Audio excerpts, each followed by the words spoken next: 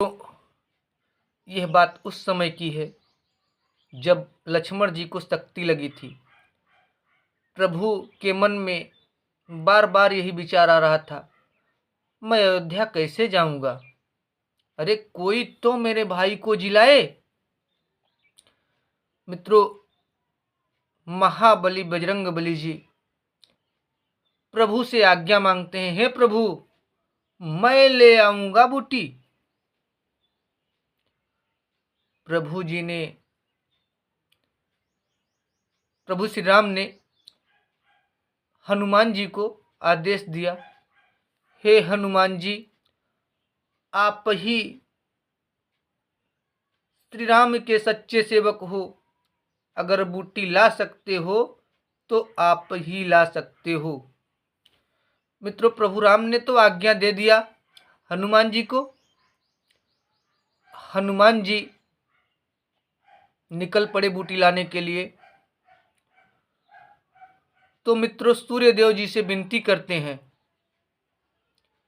हे सूर्यदेव, सूर्यवंशी आप भी हैं, आज सूर्यवंशी पे संकट पड़ा है, इसीलिए आपसे विनती है सूर्यदेव, जब तक मैं बूटी लेकर ना आऊं तब तक आप छिपे रहना, अन्यथा।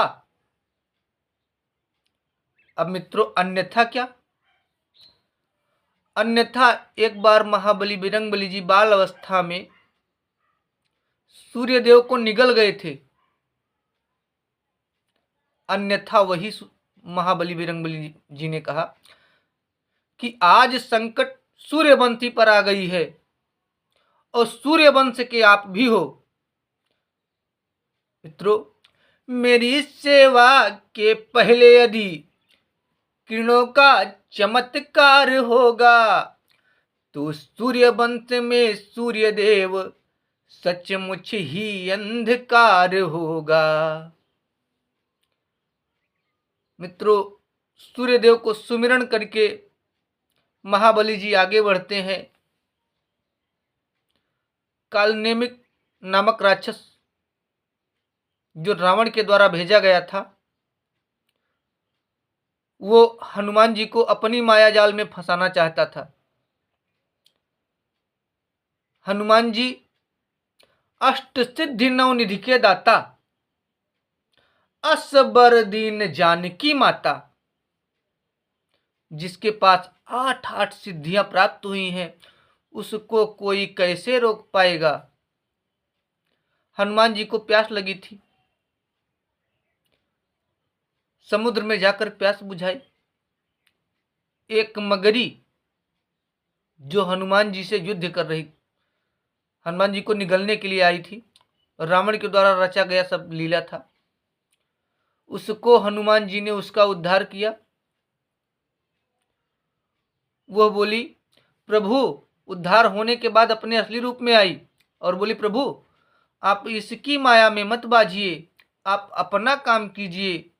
महाबली जी ने उसको गुरुदक्षिणा दिया, गुरुदक्षिणा स्वरूप उसको उसका भी उद्धार कर दिया।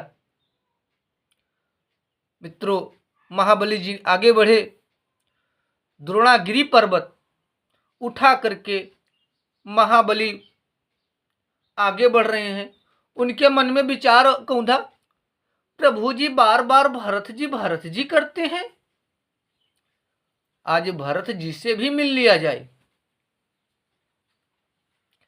मित्रों, अयोध्या के समीप जब हनुमान जी आकाश मार्ग से आ रहे थे,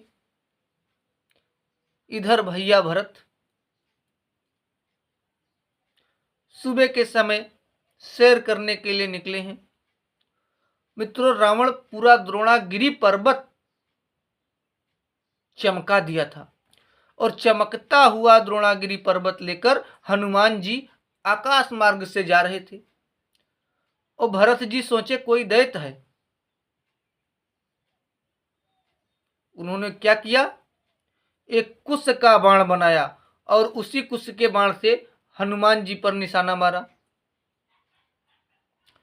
भरत जी देख समझ कोई दैत्य है, हरे बाण दियत चलाई हनुमत धरण गिरे अरराई, हम दवाई लाई राम। मित्रों, वह बाण भरत जी को लगता है। भरत जी हाय राम करते हुए नीचे गिर पड़ते हैं। भरत भैया बहुत उदास हो गए। अरे राम, मुझसे क्या हो गया? ये तो राम का सेवक है। मित्रों, भरत जी कह रहे हैं, अय भक्त, जिस राम का तुमने राम नाम लिया, उसी राम की सौगंध है तुम्हें। अगर उसके प्रिय भक्त होगे आप तो उठ बैठोगे। महाबली कहां चित रहने वाले? मित्रों, उतनी घाव सहने के बाद भी महाबली उठकर बैठ गए। भरत जी को सारी व्यथा बताई। मित्रों, भरत जी ने फिर एक कुश का बाण बनाया। बोले, हनुमान जी इसी बाण पर बैठ जाइए आप, इसी क्षण मैं आपको लंका पहुंचा देता हूं। मित्रों, महाबली जी ने हाथ जोड़ा। धन्य है प्रभु राम, धन्य है उनके भाई भरत। मित्रों, हनुमान जी भरत जी से विनती करते हैं, प्रभु है मुझ में इतनी सामर्थ्य, मैं प्रभु का काम समय पर कर दूंगा। मित्रों, हनुमान जी ने भरत जी से आशीर्वाद लिया। इसके बाद भरत जी बोले, हनुमान जी, मैं तो अपना तीर कमान पे चढ़ा चुका हूं, और तीर पर चढ़ा हुआ कमान कभी वापस नहीं आता। ऐसा रघुकुल के नीति में होगी, लेकिन भरत की नीति में ऐसा नहीं है। मित्रों, हनुमान जी के कहने पर भरत जी ने लंका के किसी कोने पर वह बाण चलाया। उस साइड की सारी सेना एक ही बाण में ध्वस्त हो गई। मित्रों, महाबली समय पर संजीवनी बूटी लेकर पहुंच गए। प्रभु राम उन्हें गले लगा लिए। धन्य है महाबली हनुमान जी, धन्य है उनकी महिमा। इसीलिए मित्रों कहा गया है, सबसे बली महाबली बजरंग बली, जेकरे आगे भैया केहू नाय चली। जय श्री राम।